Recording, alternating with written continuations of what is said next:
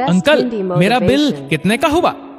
भोजन करने के बाद राजेश ने थोड़ी देर तक टेबल पर ढाबे के कर्मचारी का इंतजार किया, लेकिन बिल ना मिलने पर वह भोजन का बिल चुकाने सीधा काउंटर पर पहुंच गया।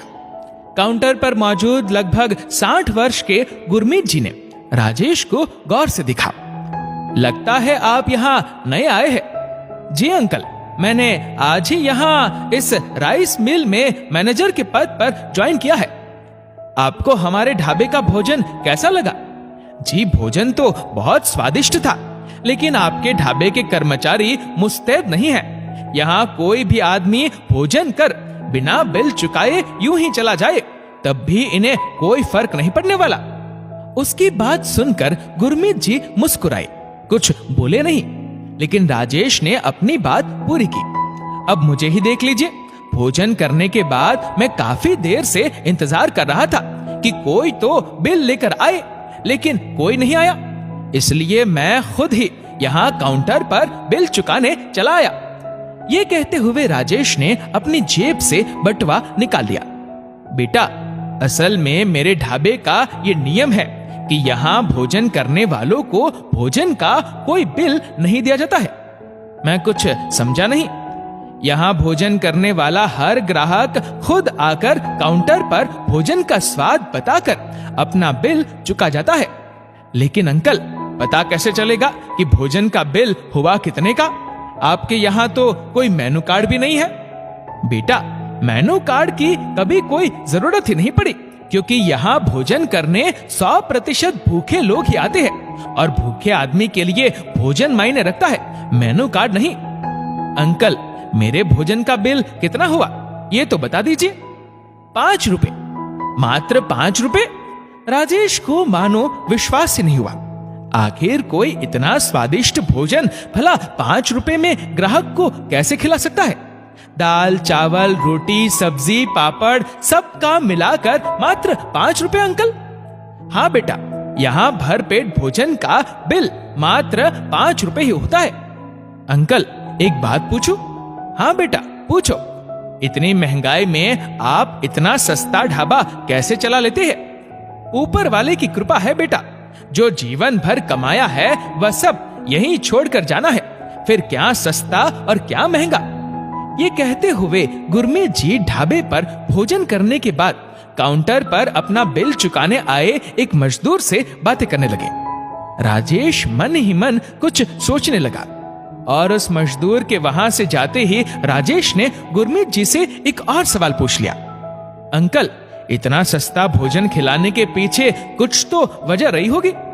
हाँ बेटा, वजह तो है, बताइए ना अंकल।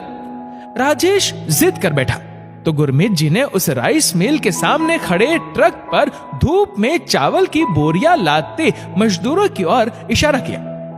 बेटा, ये मजदूर जितनी भारी अनाज की बोरी अपनी पीठ पर उठा लेते हैं ना, उनकी दिन भर की कमाई इतनी नहीं होती कि वह बोरी भर अनाज खरीद कर अपने घर ले जा सके। दिन भर मजदूरों के बीच रहने वाला राजेश गुरमीत जी की बात से सहमत हुआ, लेकिन गुरमीत जी उसे आगे बताने लगे। बेटा, मजदूर अपने परिवार का पेट भरने की कोशिश में अक्सर खुद भूखा ही रह जाता है। आप सही कह रहे हैं अंकल। अगर आपका ढाबा हमारी राइस मिल के बगल में नहीं होता तो जेब में रुपए होते हुए भी शायद आज मैं भूखा ही रह जाता।